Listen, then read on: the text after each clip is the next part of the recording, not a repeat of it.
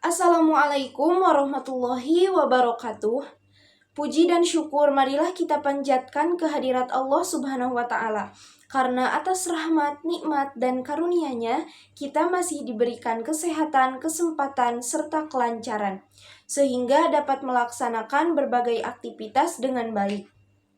Perkenalkan, nama saya Ismi Samrotul Puadah dengan NIM 10225043 dari program studi informatika. Pada kesempatan kali ini, saya akan mempresentasikan materi pada mata kuliah Arsitektur dan Organisasi Komputer yang diampu oleh Bapak Puji Imam Mutakin Eskom MSI. Tema yang saya angkat adalah eksplorasi arsitektur dan organisasi komputer dengan judul Perkembangan Arsitektur Sistem Komputer. Nah, seperti yang kita ketahui, komputer merupakan teknologi yang sangat penting dalam kehidupan sehari-hari, yang dimana komputer tersebut bisa membantu berbagai aktivitas seperti belajar, bekerja, berkomunikasi, hingga pengolahan data dilakukan dengan bantuan komputer. Namun, komputer yang kita gunakan saat ini merupakan hasil dari perkembangan teknologi yang sangat panjang. Oleh karena itu, pada presentasi ini saya akan membahas mengenai perkembangan arsitektur sistem komputer yang meliputi pengertian arsitektur komputer, sejarah perkembangan komputer, generasi komputer, evolusi prosesor, arsitektur komputer modern, serta tren perkembangan komputer di masa depan. Dengan memahami materi ini, kita dapat mengetahui bagaimana komputer berkembang dari sistem yang sederhana menjadi teknologi canggih yang digunakan saat ini. Baik, kita masuk ke pembahasan yang pertama, yaitu pengertian arsitektur komputer. Arsitektur komputer adalah rancangan atau konsep dasar yang menjelaskan bagaimana sebuah sistem komputer bekerja dan bagaimana komponen-komponen di dalamnya saling berinteraksi untuk menjalankan suatu instruksi.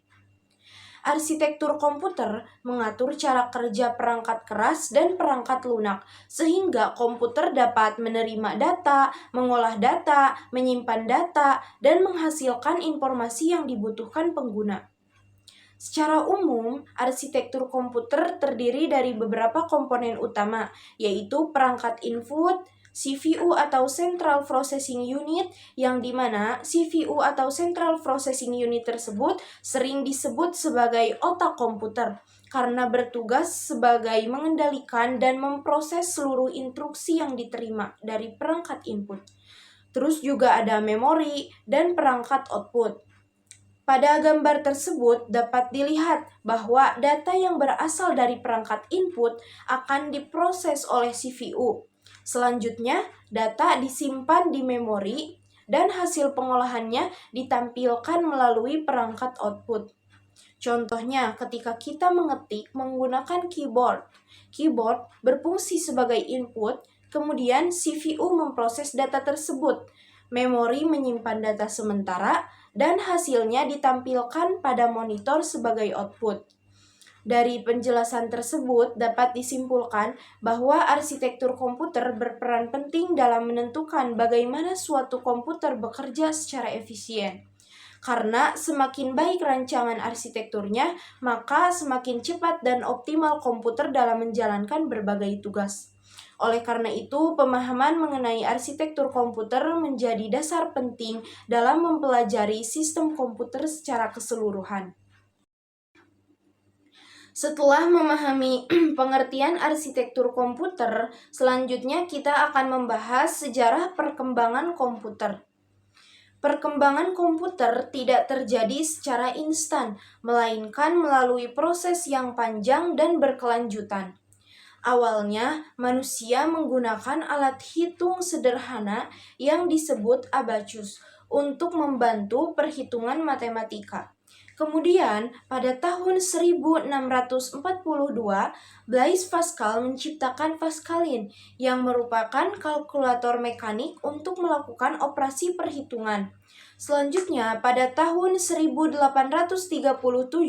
Charles Babbage mengembangkan analytical engine yang dianggap sebagai cikal bakal komputer modern karena telah memiliki konsep pemrosesan data dan penyimpanan memori.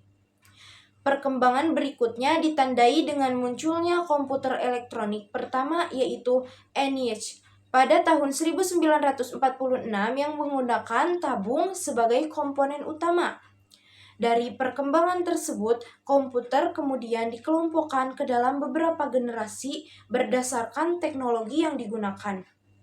Nah, setiap generasi komputer menunjukkan adanya perkembangan teknologi yang semakin canggih, baik dari segi ukuran perangkat, kecepatan pemrosesan data, kapasitas penyimpanan, maupun efisiensi penggunaan energi.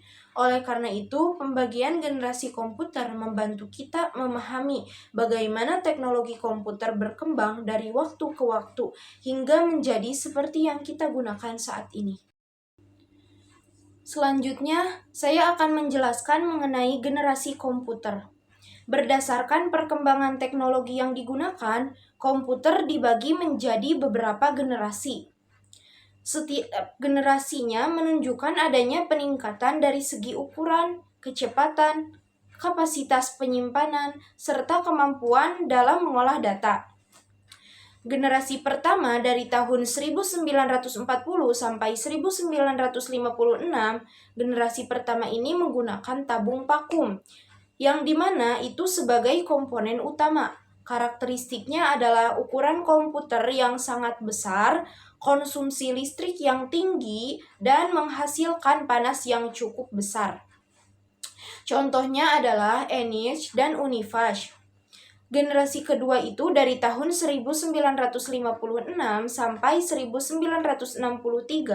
Pada generasi kedua, tabung vakum itu mulai digantikan oleh transistor. Penggunaan transistor membuat komputer menjadi lebih kecil, lebih cepat, lebih hemat energi, dan lebih andal dibanding generasi sebelumnya. Generasi ketiga dari tahun 1964 sampai 1971, generasi ketiga menggunakan teknologi Integrated Circuit atau IC. IC memungkinkan banyak transistor ditempatkan dalam satu shift, sehingga ukuran komputer semakin kecil dan kinerjanya meningkat. Contoh komputer pada generasi ini adalah IBM System 360. Generasi keempat dari tahun 1971 sampai sekarang. Generasi keempat ditandai dengan lahirnya mikroprosesor. Mikroprosesor memungkinkan seluruh fungsi CPU ditempatkan dalam satu shift. Pada generasi ini mulai muncul komputer pribadi atau personal komputer yang dapat digunakan oleh masyarakat luas. Contohnya adalah komputer desktop, laptop, dan berbagai perangkat komputer modern yang digunakan saat ini. Generasi kelima itu berfokus pada pengembangan kecerdasan buatan atau sering kita sebut sebagai artificial intelligence atau AI. Komputer tidak hanya menjalankan instruksi, tetapi juga mampu belajar dari data dan membantu pengambilan keputusan. Contohnya adalah Cibot AI, asisten virtual, dan robot cerdas. Dari generasi pertama hingga generasi kelima, perkembangan komputer menunjukkan kemajuan yang sangat pesat. Komputer yang awalnya berukuran yang sangat besar dan hanya dapat digunakan untuk kebutuhan tertentu, kini menjadi lebih kecil, lebih cepat, dan lebih efisien, dan juga mampu mendukung berbagai aktivitas manusia dalam kehidupan sehari-hari. Setelah membahas generasi komputer, selanjutnya kita akan membahas evolusi prosesor yang menjadi pusat pemrosesan data dalam komputer. Nah, prosesor merupakan komponen utama yang sering disebut sebagai otak komputer karena bertugas menjalankan instruksi dan mengendalikan seluruh aktivitas sistem. Perkembangan prosesor dimulai dari Intel 4004 yang hanya memiliki kemampuan pemrosesan sederhana. Kemudian berkembang menjadi Intel 8086 Pentium hingga proses modern seperti Core i3, Core i5, Core i7, dan Core i9 yang memiliki banyak inti pemrosesan atau multi-core. Cara kerja prosesor terdiri dari 3 tahapan utama. Yang pertama ada fetch, yang kedua ada decode, yang ketiga ada execute. Pada tahap fetch, proses mengambil instruksi dari memori. Kemudian, pada tahap decode, instruksi diterjemahkan. Setelah itu, pada tahap execute, instruksi dijalankan sehingga menghasilkan suatu proses atau output perkembangan prosesor yang semakin canggih, kemudian melahirkan arsitektur komputer modern yang akan kita bahas pada bagian berikutnya. Nah, arsitektur komputer modern dirancang untuk memberikan kinerja tinggi, efisiensi energi yang baik, dan kemampuan menjalankan banyak tugas secara bersamaan. Komponen utama pada arsitektur komputer modern terdiri dari CPU, RAM, storage, GPU, dan motherboard. Saat ini, arsitektur komputer modern digunakan pada laptop, terus smartphone, server, superkomputer, dan perangkat komputasi lainnya. Teknologi yang banyak digunakan saat ini antara lain cloud computing, virtualisasi, big data, dan artificial intelligence. Selanjutnya, kita akan membahas tren perkembangan arsitektur komputer di masa depan. Perkembangan teknologi komputer terus berlanjut dan diperkirakan akan semakin maju pada masa yang akan datang.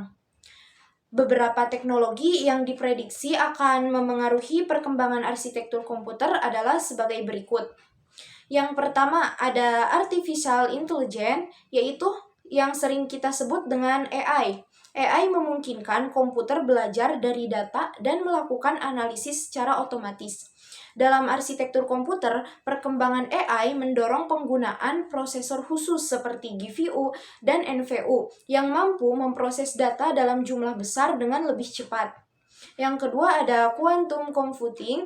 Quantum computing menggunakan qubit yang memiliki kemampuan pemrosesan jauh lebih tinggi dibandingkan bit pada komputer konvensional. Yang ketiga ada Internet of Things atau IoT. Nah, itu memungkinkan berbagai perangkat saling terhubung melalui internet dan bertukar data secara real time.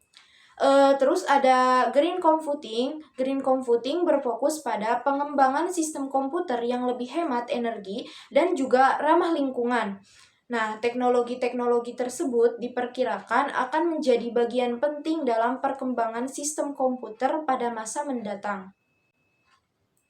Sebagai penutup, dapat disimpulkan bahwa arsitektur komputer merupakan dasar dalam perancangan dan pengembangan sistem komputer. Perkembangan komputer dari generasi pertama hingga generasi kelima menunjukkan adanya peningkatan yang signifikan dalam hal kecepatan, kapasitas, efisiensi, dan kecerdasan sistem. Nah, selain itu juga perkembangan prosesor, arsitektur modern, serta teknologi seperti artificial intelligence, quantum computing, dan Internet of Things menjadi bukti bahwa komputer akan terus berkembang mengikuti kebutuhan manusia. Dari materi ini yang telah dipelajari, kita dapat memahami bahwa perkembangan teknologi komputer tidak terjadi secara instan, melainkan melalui proses yang panjang dan terus mengalami inovasi. Oleh karena itu, kita sebagai mahasiswa di bidang teknologi informasi, penting bagi kita untuk terus mengikuti perkembangan teknologi agar mampu beradaptasi dengan perubahan yang terjadi di dunia digital. Selain menambah wawasan mengenai sejarah dan perkembangan komputer, materi ini juga membantu kita memahami dasar-dasar sistem komputer yang nantinya dapat menjadi bekal dalam mempelajari mata kuliah maupun teknologi yang lebih kompleks di masa depan. Demikian yang dapat saya sampaikan. Terima kasih atas perhatian yang diberikan dan mohon maaf apabila terdapat kesalahan dalam penyampaian materinya karena mungkin saya masih belajar. Terima kasih. Wassalamualaikum warahmatullahi wabarakatuh.